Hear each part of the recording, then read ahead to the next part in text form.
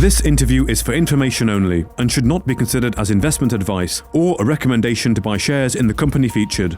Welcome to this Stock Box interview.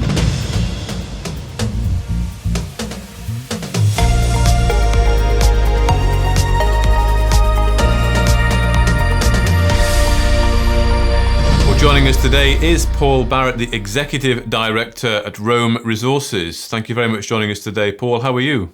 Fine, thanks. Good to be here. Indeed, good to be talking to you. Now, 2 to 3 weeks ago, I think we spoke to Klaus Eckhoff. They're involved with Rome Resources as well. We got an idea of what the company is all about and the projects, etc., in the DRC, the tin projects there. But we just want a bit of a catch-up now you've moved a bit further through that RTO process. Namely, of course, Pathfinder is going to change names to Rome Resources. You have indeed submitted the admission document. Generally, from your point of view, how is the RTO process going? How have you moved down that path? Well, it's been a long process. I think it's been a bit longer than we'd expected, and I think the complication comes from the fact that Rome is TSX entity, and therefore there's quite a bit of Canadian legal work that had to be done. So, but we're up there, and we have, as you say, published the admission document following the successful fundraise of the 4 million. It will be a reverse takeover, as you say, and Pathfinder will basically morph into Rome Resources, and we will move ahead pretty quickly to the drilling program once that's done. Our admission will close on the 26th. In fact, we're going to open the stock exchange on the 26th, so it's quite an interesting day. Okay, excellent. Open the stock exchange on the 26th. Good to have that date. Well, I want to talk a little bit about the plans post-IPO. They have been set out there quite clearly in that admission document. But first of all, I noticed from a recent news, I think it was when you did the admission document there, you said, we believe that the proposed acquisition of Rome Resources will deliver a transformational transaction to the company and create new opportunities for all our stakeholders in the months and years ahead. And of course, you are Pathfinder originally. So just from your own words, really, why do you think this is such a transformational event, as you say, for the Rome Resources shareholders?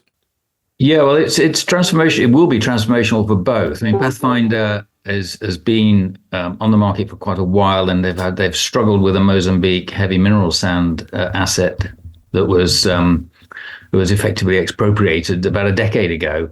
So this is now, turning the corner and moving into something that is really exciting. And Mark and Klaus have brought this project. It's high grade. It's right next to Alphamin. Alphamin have just announced quarter on quarter that they've increased their production by about 28%, I believe. So it's going forward. It's a really classy tin play, high grade. Alphamin is the highest grade in the world.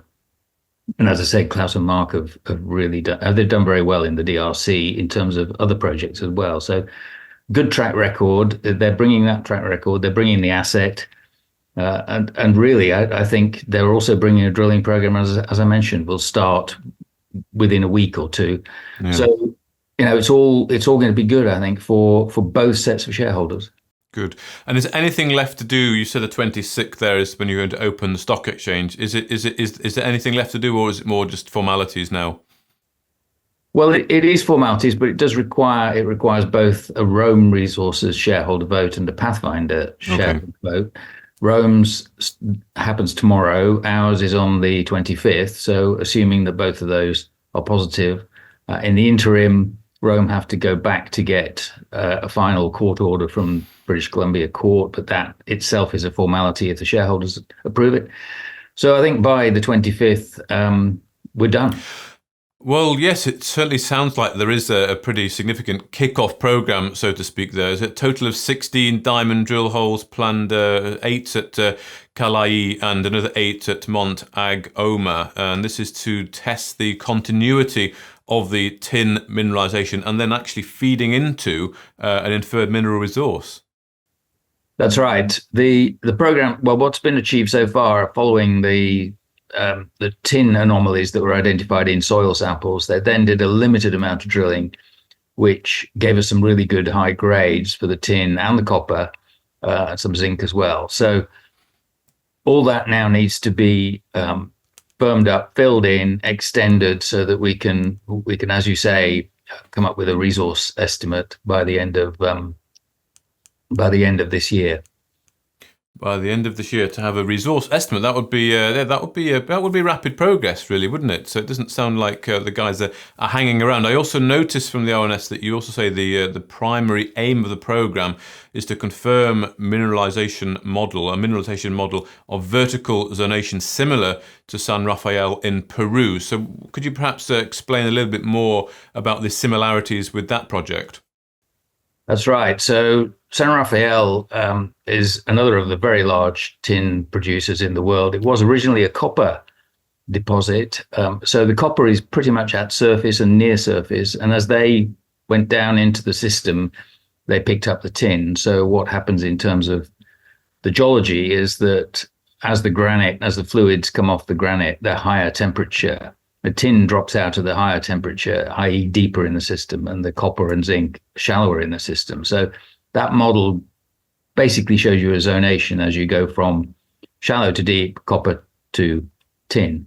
In Kalai, we're already in the tin. At Montagoma, we're in the copper, and the tin is going to be at depth. So it's a very similar model, a tin granite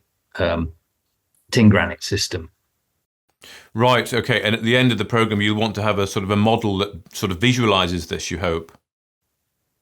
Yes, I think with all this additional holes, we will be able to pretty much. It's relative geologically. It's relatively simple. It's a dipping stratigraphic sequence that has some veining in it that's from the hydrothermal fluids, and so it's a matter of a similarity with the Alpha Min project next door, just dipping. So what we need to do is work out the length of strike. I mean, at the moment, we really only covered part of the extent of it. So it's also infilling, and it's additionally finding out how far we can go with it.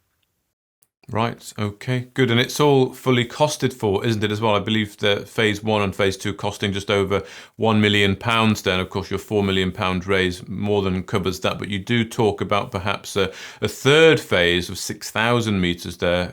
And it was a kind of a loose cost maybe, but it cost approximately 3 million. So effectively, with the 4 million raised, you've got a fair bit of coverage here for an exploration programme.